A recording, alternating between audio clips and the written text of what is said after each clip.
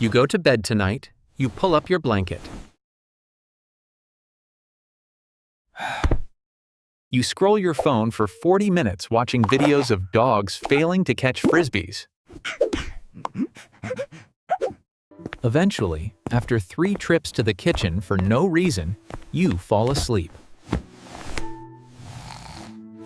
Simple, comfortable, honestly, kind of beautiful.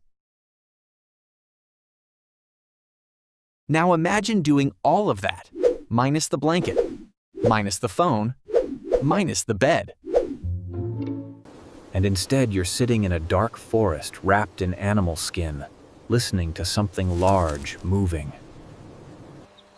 That was Tuesday for our ancestors. And here's the thing that nobody really asks. What did they actually do at night?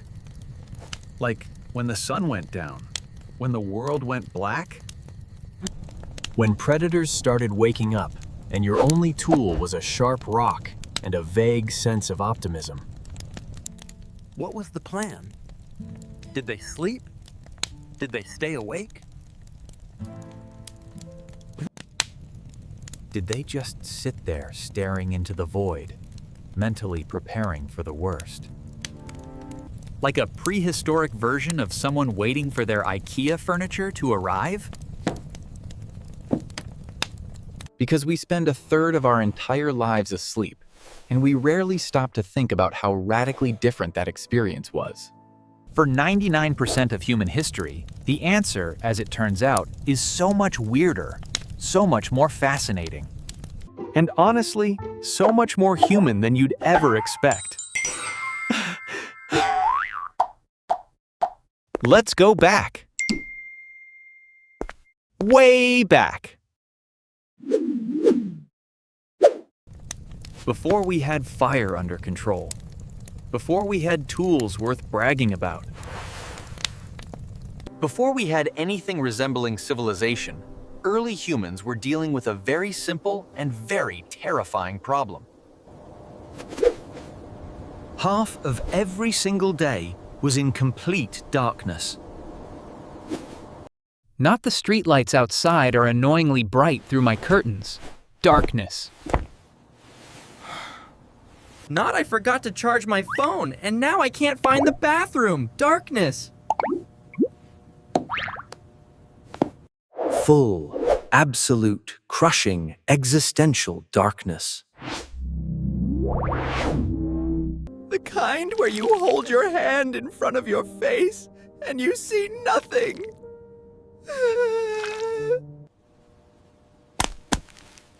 The kind where every snapped twig becomes a potential eulogy. And in that darkness, things hunted.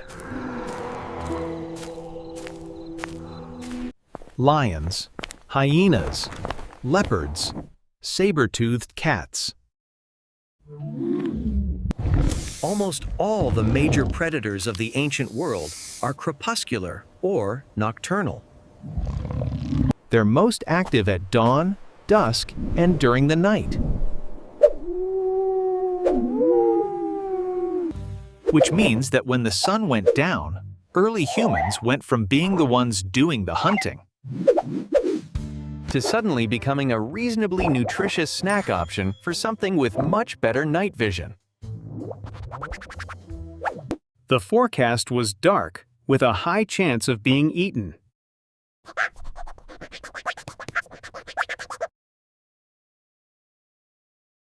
So what did you do? You grouped up. From this vantage point, we can observe the vastness of the landscape. It's important to take a moment to appreciate the view before moving forward. Caves were premium real estate. Not because early humans had a particular fondness for damp stone walls and zero natural light, but because a cave is a space with only one entrance. You can put your back to the rock. You know exactly what direction the danger is coming from.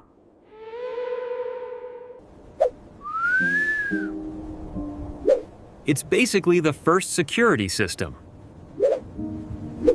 And it was remarkably effective.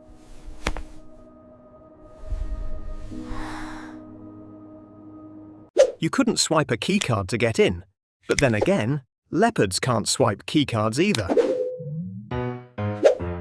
Groups slept together in these spaces, close enough to share body heat. Here we see the figures in a state of complete rest, highlighting the importance of downtime in maintaining group productivity and well-being. It wasn't cozy in the modern sense, but there was a particular kind of safety in numbers. Sleeping near other people meant someone was always a light sleeper. Someone always stirred. The group sought shelter in the cave, but only one figure recognized the importance of keeping watch. And then, somewhere around 400,000 years ago, everything changed. Fire. The moment early humans gained reliable control over fire, the entire dynamic of the night shifted. Fire does something almost magical from a survival perspective. It keeps you warm, yes. It lets you cook food, which dramatically improves nutrient absorption. But more importantly than any of that, it creates a boundary, a circle of light. A wall between you and the dark that is purely psychological in nature, and yet somehow completely real.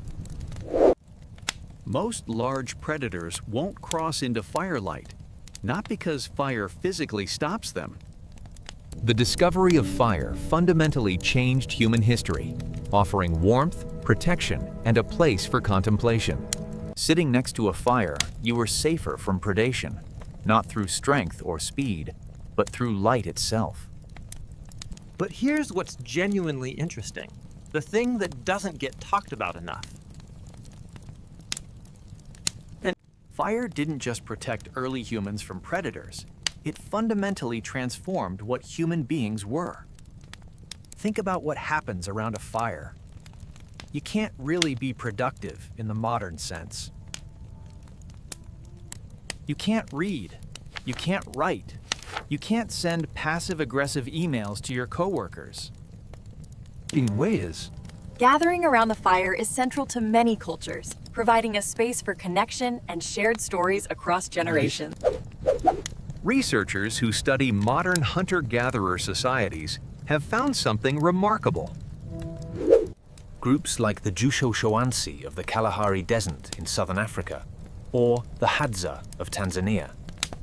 Daytime conversation in these communities is mostly practical. Who's hunting where? What needs to be gathered? But nighttime conversation, completely different. At night around the fire, people tell stories. Long, elaborate, emotionally rich, morally layered stories. And honestly, so much more human than you'd ever expect. Compared to only about 6% during the day.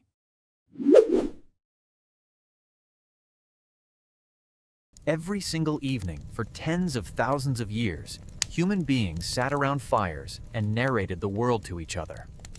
They were doing exactly what we still do on streaming platforms.